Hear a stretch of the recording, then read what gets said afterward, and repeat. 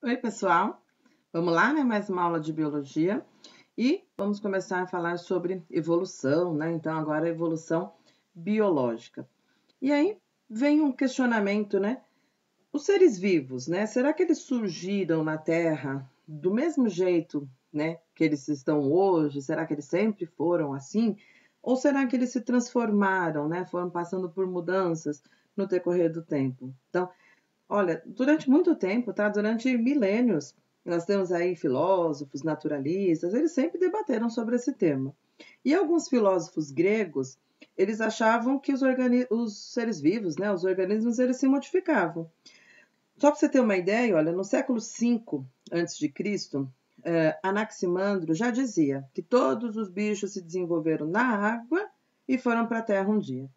Agora, Aristóteles, tá? Platão, eles acreditavam na imutabilidade das formas de vida. Tá? Então, o que eles achavam?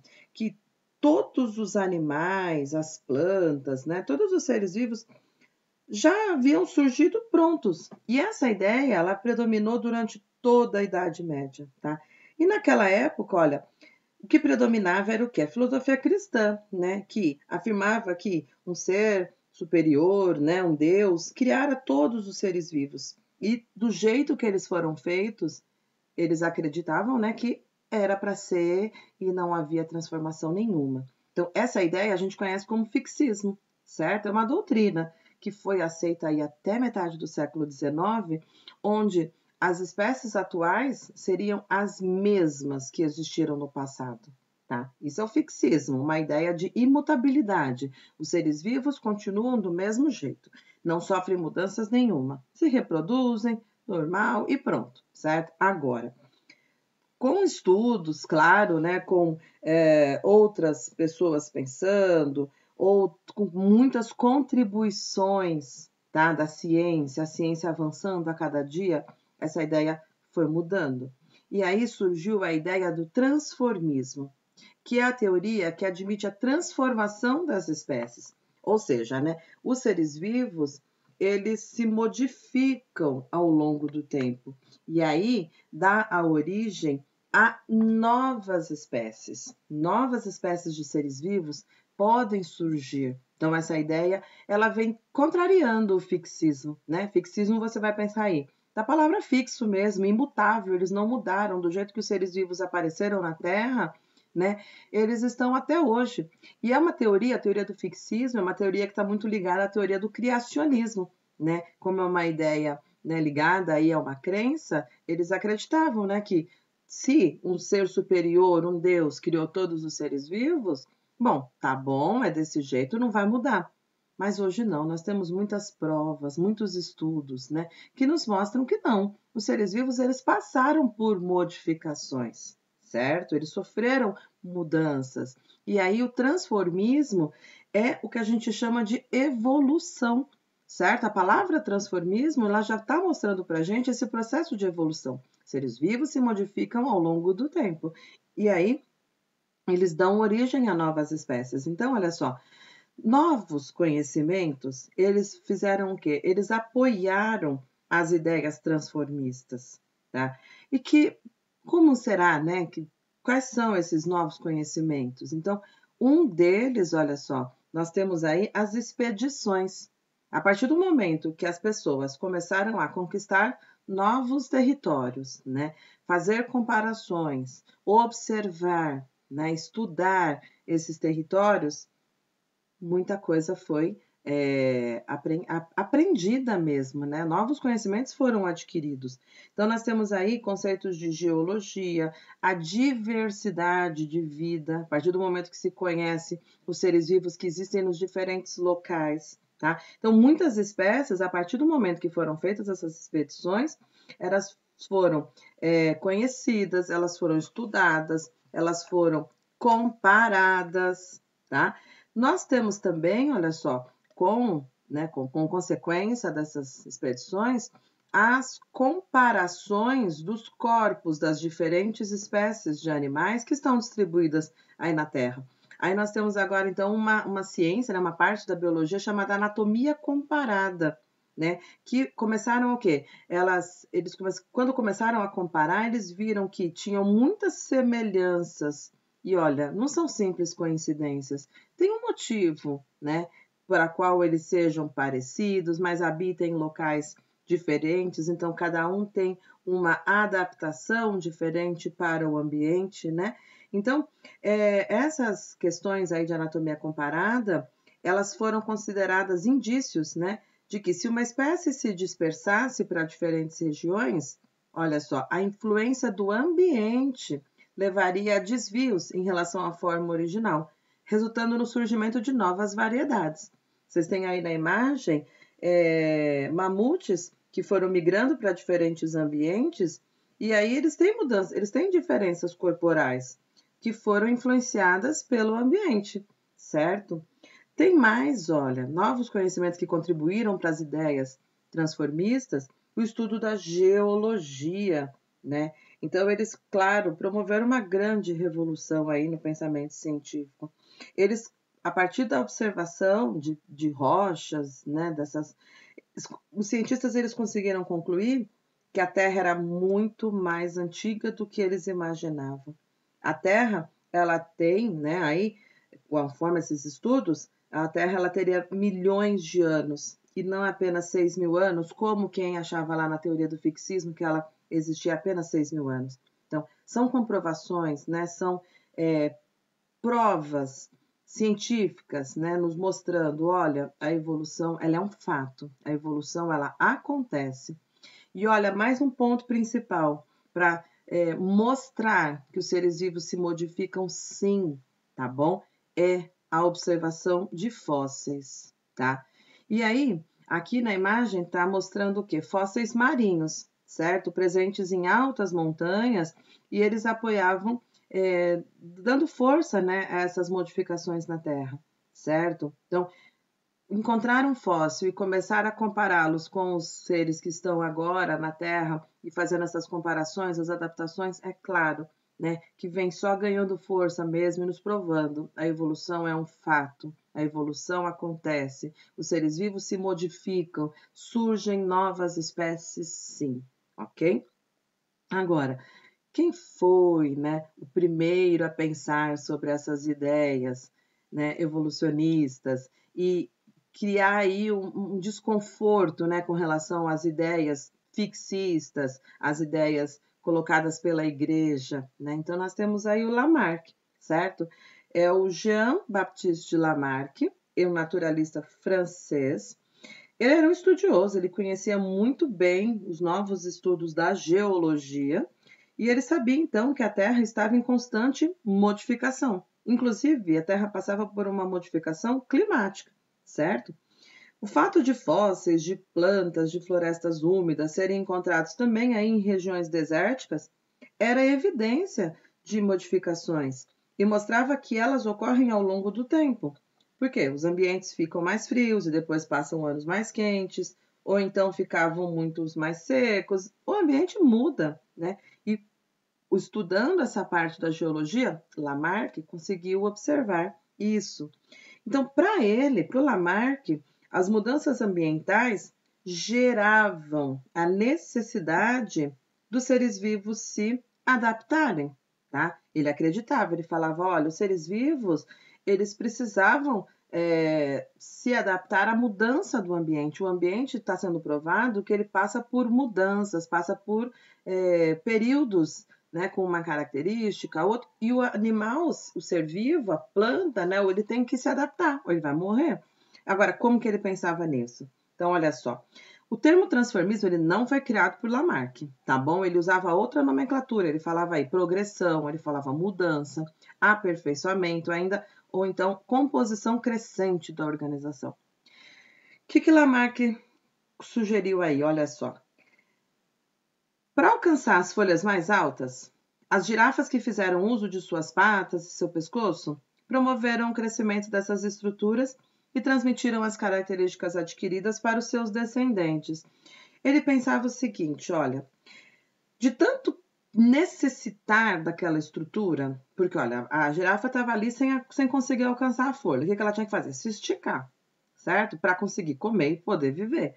de tanto esticar para conseguir, né, alcançar aquele alimento, o pescoço se desenvolveu, certo? E aí ela consegue sobreviver, deixar descendentes e tudo mais. Então, Lamarck fala isso como uso, tá? O uso frequente de uma estrutura corporal faria com que ela acumulasse fluidos, o que levaria ao desenvolvimento dessa estrutura.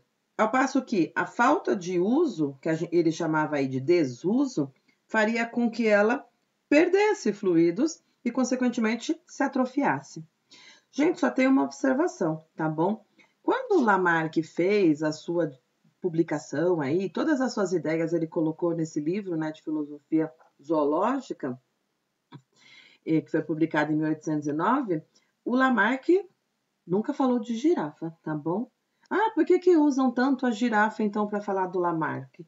Porque é um exemplo, né, prático, uma coisa que fica fácil de explicar segundo o que Lamarck pensava, né? Se a gente usar como exemplo um outro animal, né, talvez não tão conhecido de todo mundo, a pessoa não consiga entender. Então, ficou já meio que clássico, né, associar a girafa a Lamarck, porque fica fácil explicar, né, a teoria do Lamarck com um ser vivo tão representativo, tá bom? Mas ele nunca falou de girafa, mas é um exemplo que mostra, olha, de tanto tentar usar o pescoço, eu preciso esticar, o pescoço acaba se desenvolvendo por uma necessidade do ambiente, certo?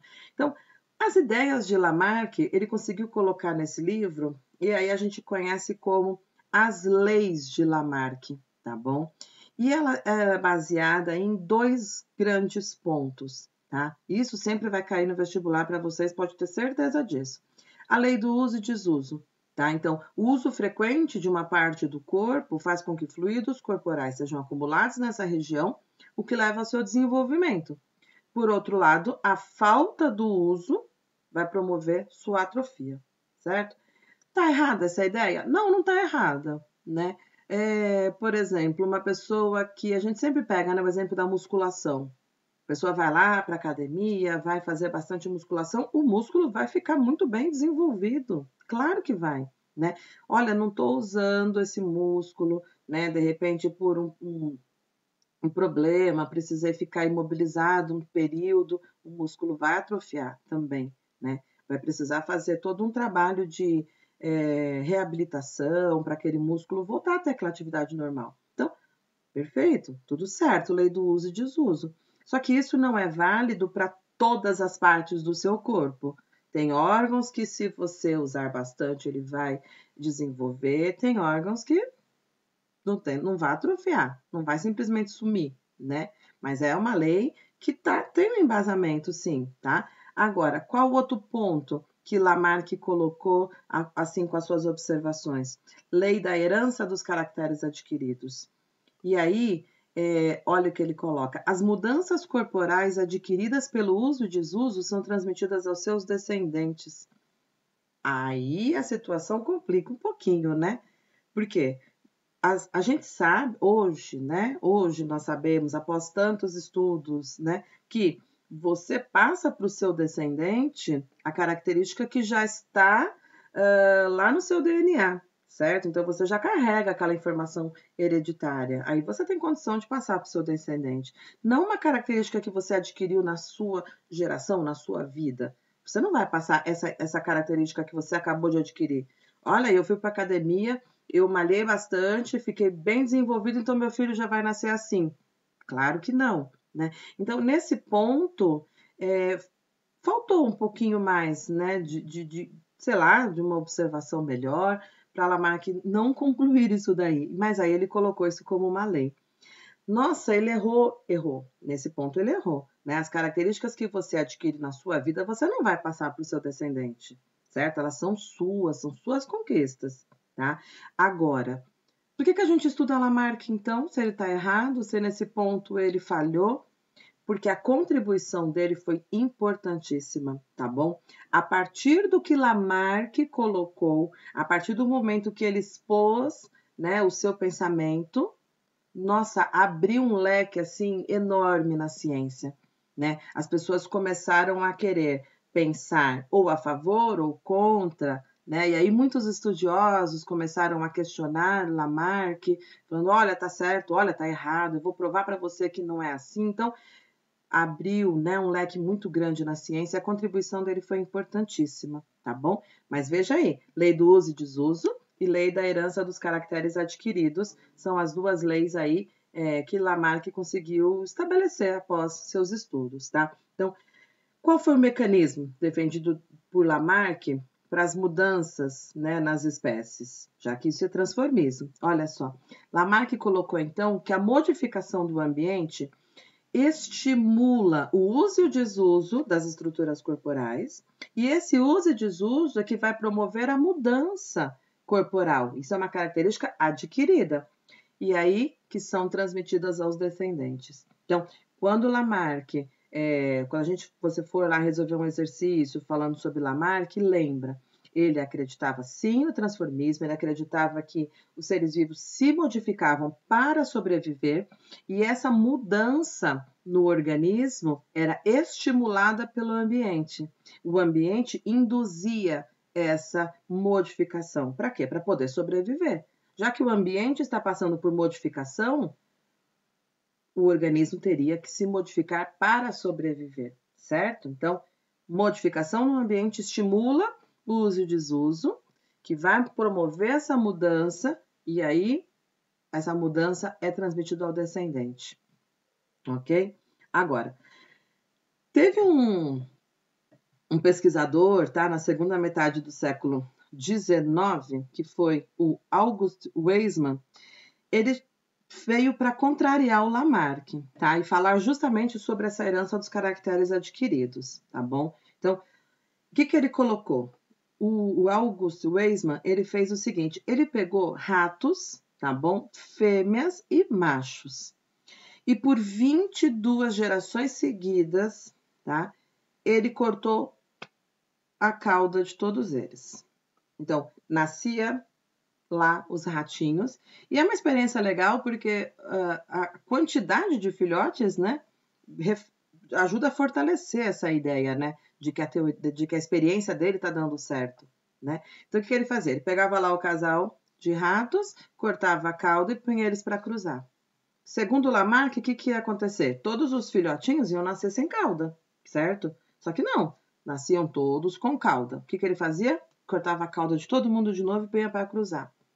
Todos nasciam com cauda de novo. E aí ele fez isso por 22 gerações, né? Mostrando, né, provando para a sociedade, olha, o que você adquire é seu. Você não consegue incorporar isso, né, fazer ser uma característica hereditária. Então, August Weismann foi muito importante, né, no fortalecimento do transformismo, mas também no fortalecimento de que essa ideia do Lamarck, da segunda, né, a segunda lei aí, não tem veracidade, certo? Agora, vamos seguir? Tem mais pensadores? Opa, tem uma contribuição agora extraordinária, tá? Charles Darwin, você já deve ter ouvido falar dele, né? Charles Darwin, ele nasceu na Inglaterra, tá bom? No início do século XIX. Ele nasceu aí em 1809. E, olha só, o Darwin, ele também, estudioso, tá? Olha, aos 16 anos ele foi estudar medicina, tá? Passou 2 anos sem demonstrar muito interesse. Aí o que aconteceu? O pai dele falou o seguinte: vamos fazer o seguinte, vai estudar para ser clérigo. Ele foi lá e foi tentar estudar, ele estava muito entusiasmado para estudar, né? E aí ele gostava muito das aulas de ciências naturais, tá? E ele também gostava muito de química, geologia, mineralogia, entomologia. E aí, beleza, concluiu seus estudos. E aí, com 22 anos de idade, Darwin recebeu uma carta do comandante do navio HMS Beagle, e aí convidando ele para participar de uma expedição ao redor do mundo a serviço da Marinha Real Britânica. Essa viagem, olha, durou 5 anos, tá, aproximadamente, né? Então esse famoso, né, essa famosa embarcação aí, o Beagle, né, que Darwin fez todos os seus estudos aí, durou 5 anos e proporcionou para Darwin muitas experiências e aí muitos conhecimentos foram adquiridos, né? E ele conseguiu desenvolver a teoria evolucionista que ele apresentou no livro chamado A Origem das Espécies por Meio da Seleção Natural. Então, nesse mapa aí tem a rota, né, percorrida aí pelo navio Beagle, que retornou à Inglaterra 5 anos depois. Tá? Repara que ele passou aí pela América do Sul, ele teve uma pausa no Brasil, tá bom? Conheceu aí muitas regiões nossas.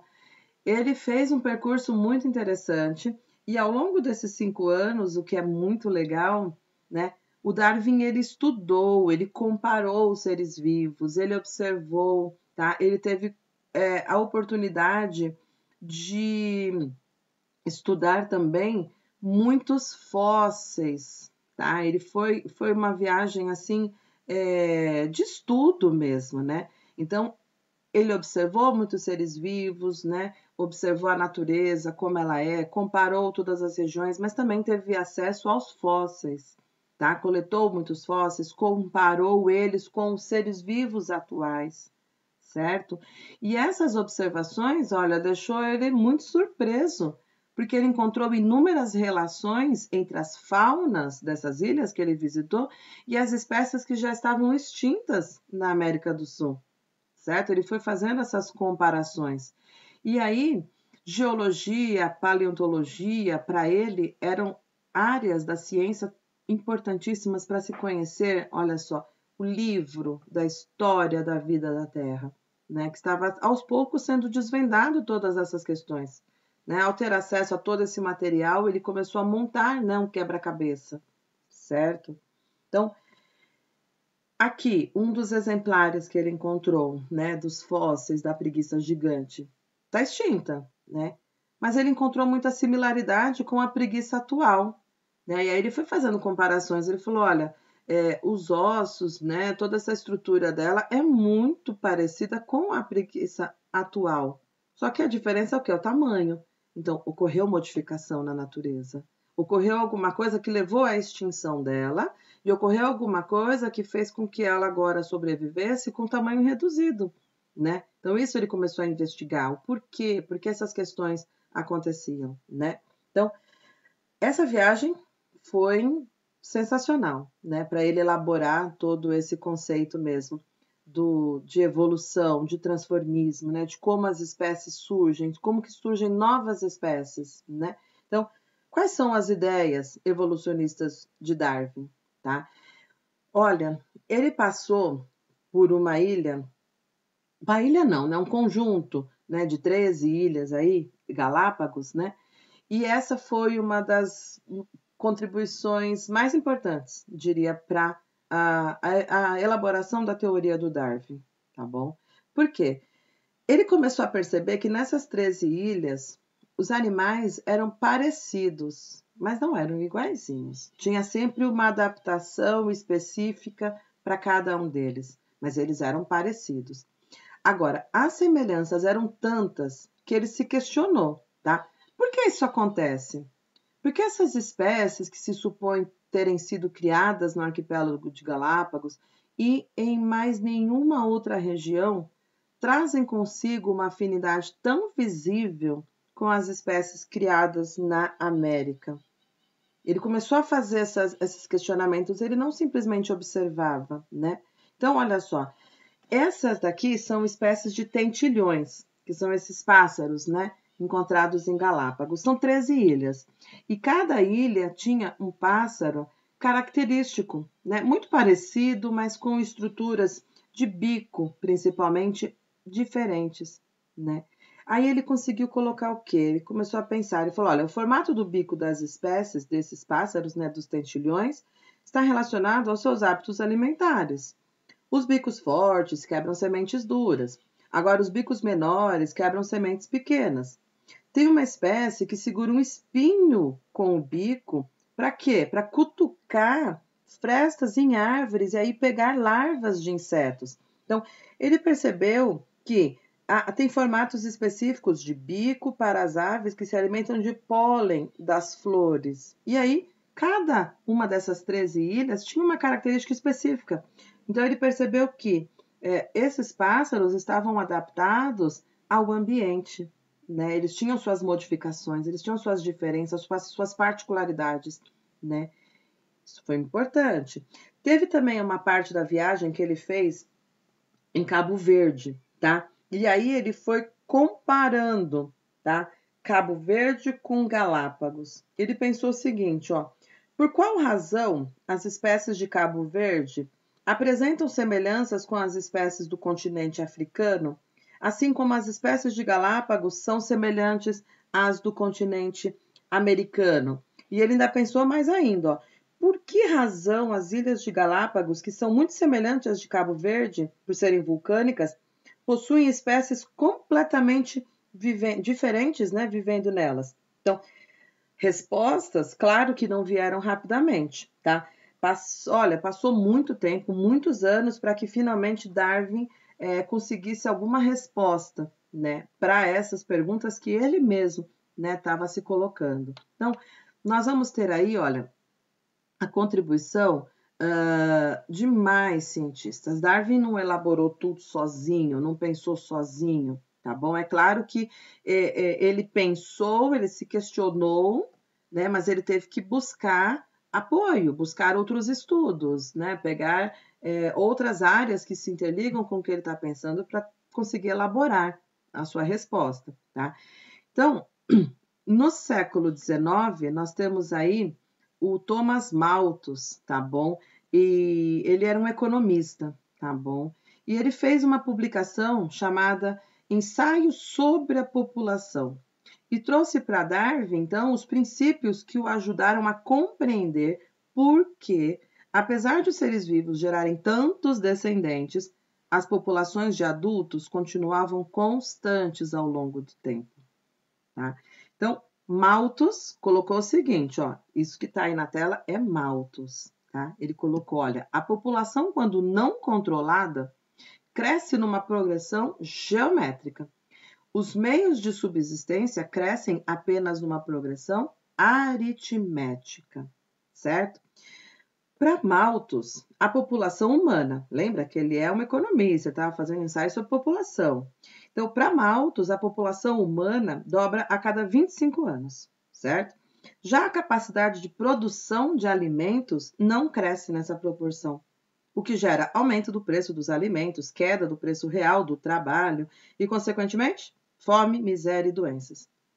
Mas o que chamou mais ainda a atenção do naturalista, né, do Darwin, foram as conclusões que Malthus chegou a respeito dos animais e das plantas. Olha só, Malthus colocou, entre as plantas e os animais, o crescimento populacional em excesso é reprimido pela falta de recursos, como espaço e alimento. E aí, essas afirmações agora foram importantíssimas para quê? Para Darwin montar agora a sua conclusão, né? Porque ele colocou o quê? Nossa, se nascem tantos filhotes, por que a população adulta está sempre constante?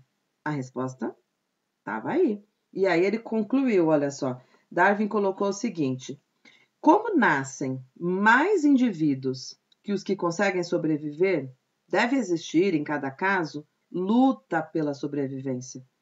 Quer com outro indivíduo da mesma espécie, quer com indivíduos de espécies diferentes, quer com as condições naturais da vida. Então, é a doutrina do Malthus, certo? Aplicada a todo o reino animal e vegetal. Então, ao fazer o estudo do Malthus, Darwin consegue uma resposta, né? A disponibilidade de alimento vai gerar uma luta, né? Vai fazer com que esses seres agora disputem. E aí sobrevive quem consegue se alimentar, quem consegue, né, ganhar essa disputa, certo? E aí, muito importante isso, porque agora, olha só, Darwin elaborou, então, a sua teoria, a teoria da seleção natural. Então, sempre que você for responder exercícios e perguntar qual a teoria do Darwin, olha, pode associar direto Darwin, seleção natural. E ele concluiu essa seleção natural após esses estudos, essas comparações, a sua viagem, suas observações, tá? Então, sabendo que as espécies geram numerosos descendentes e que só alguns conseguem chegar à idade adulta, Darwin concluiu que o quê? Na luta pela sobrevivência, os indivíduos de uma espécie que sobrevivem e se reproduzem transmitem aos descendentes as características que os favoreceram. Esse ponto é importantíssimo. Se ele conseguiu sobreviver, é porque ele tem algo que permita isso. Ele tem alguma característica que permite a sua sobrevivência. E essa característica passa para o seu descendente, certo? Em virtude disso, esses descendentes apresentam maior probabilidade de sobrevivência. Esse processo, Darwin chamou do quê? Seleção natural. Então, nas palavras de Darwin, então, como que ele colocou? Indivíduos que apresentam características que proporcionam alguma vantagem para sua sobrevivência e reprodução são favorecidos. E são eles que deixam descendentes. Então, a gente também conhece muito essa teoria como a sobrevivência do mais apto, a sobrevivência do mais adaptado, certo? O que tem melhores características vai conseguir sobreviver e deixar essa característica para os seus descendentes, ok? Então, a seleção natural, ela promove a descendência com modificação. Lembra que a gente está falando de transformismo? Os seres vivos evoluem, os seres vivos, eles apresentam características diferentes, né? Ao passo que vão passando algumas gerações. E surgem novas espécies assim, tá? Então, a seleção natural tem como consequência a modificação das populações das espécies ao longo do tempo. Então, isso se explica, olha só, pelo fato de que somente os indivíduos com características mais favoráveis sobrevivem. E aí ele vai se reproduzir e vai dar origem a uma nova geração, com as mesmas características que ele conseguiu passar, certo? Então, devemos considerar que esse processo continua ao longo do tempo. E olha, de geração em geração, né, conforme vão passando, vão se modificando, as populações vão tendo novas características, tá? Na época lá do Darwin, o termo evolução, ele estava relacionado com o desenvolvimento de um ser vivo sem sua concepção, tá? Por isso ele preferia utilizar a expressão descendência com modificação, tá? Ele não usava a palavra também evolução. Ele falava, olha, a descendência nasce com modificação. Vai nascer com a característica que prevaleceu na escolha, né? Na característica mais favorável para o seu antecessor, né? Para o seu genitor sobreviver. Então, aqui nós temos a ideia do Darwin. Olha só. Você tem aqui, a população apresenta variabilidade. Tem aí alguns insetos, né? Com colorações diferentes. E Darwin percebeu isso, certo? Ele percebeu variabilidade. Ele percebeu que os seres vivos têm variabilidade. E aí, olha só, você vê que esses insetos, eles são alimento desse pássaro. E esse pássaro está consumindo qual? O de coloração verde, apenas para ilustrar, né? De coloração verde. Então, esse pássaro tem preferência por essa coloração. Olha o que aconteceu. Chegou uma hora que a quantidade desses insetos de coloração verde, ela começou a sumir, até que sumiu de vez. Por quê? Por conta de uma preferência do animal, né? Da ave que está consumindo ele. Então, Darwin olhava e falava assim, olha, a população, né? Ela tem diferença.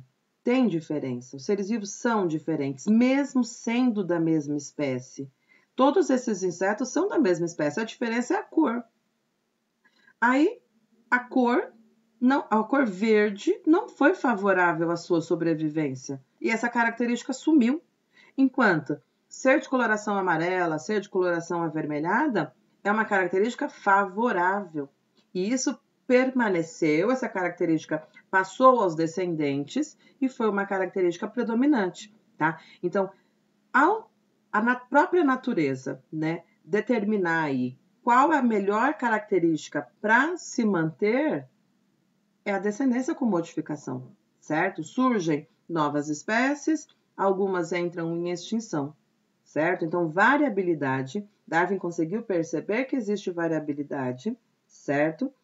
A seleção natural, então, favorece aí os indivíduos com características, né, que lhe proporcionam alguma vantagem para sua sobrevivência e reprodução, e são eles que deixam descendentes. E essa descendência com modificação acontece por quê? Esses seres favorecidos pela seleção natural se reproduzem e transmitem aos descendentes suas características. Claro, aumentando assim o número de indivíduos com essa característica vantajosa. Então, de novo, nós vamos resumir isso daí na frase: sobrevivência do mais apto, sobrevivência do que tem as melhores características para aquele ambiente, certo? Então, Darwin colocou tudo isso no livro, certo? No livro que ele publicou lá em 1859, chamado A Origem das Espécies. E nesse livro ele descreve como novas espécies são geradas por meio da seleção natural, que ocorre ao longo de muitas gerações em uma espécie. Não acontece de uma hora para outra, né? Não é num piscar de olhos, não. Essa seleção natural ela acontece ao longo de muitas gerações, ok? Então, segundo Darwin, certo? De novo, nas palavras dele, essas variações transformam-se posteriormente em espécies novas e distintas. Estas últimas tendem, em razão do princípio da hereditariedade, a produzir, por sua vez, outras espécies novas e predominantes. Tá?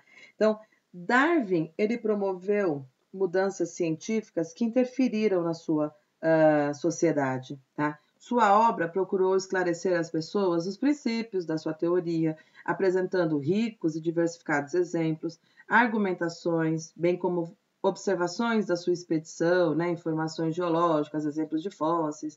Então, muito importante esse livro e a sua contribuição aí para essa mudança, né, de pensamento na humanidade, certo?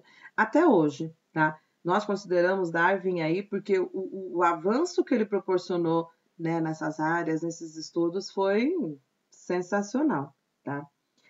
Agora, Darwin não tinha respostas para tudo, tá? Darwin, ele sabia, por exemplo, que os seres vivos eram diferentes, mesmo sendo da mesma espécie, mas ele não sabia explicar, tá? Então, ele mesmo, na sua teoria, ele deixou algumas lacunas.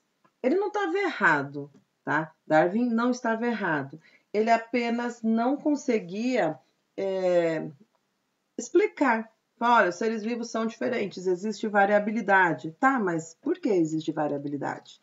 Então, na época do Darwin, a ciência não estava ainda com essas respostas, né? Então, por mais que ele procurasse apoio, procurasse outros estudiosos, né? Ainda não existiam essas respostas, tá? Então, essas questões, essas lacunas deixadas por Darwin, elas só foram respondidas aí a partir, né, da segunda metade aí do século XX, quando começaram-se os estudos sobre o quê? Sobre o DNA, né?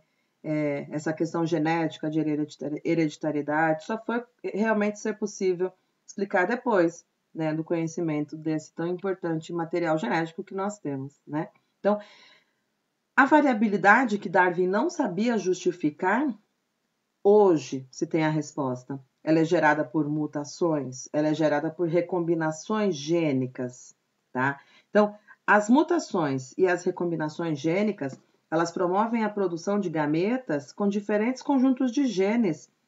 E por isso os descendentes nascem diferentes entre si. Nós sabemos disso. Nós sabemos que quando pega-se a característica do pai e a característica da mãe, o indivíduo que vai se formar, ele é parecido? É parecido, mas ele tem as suas particularidades, né? Então, isso é uma recombinação.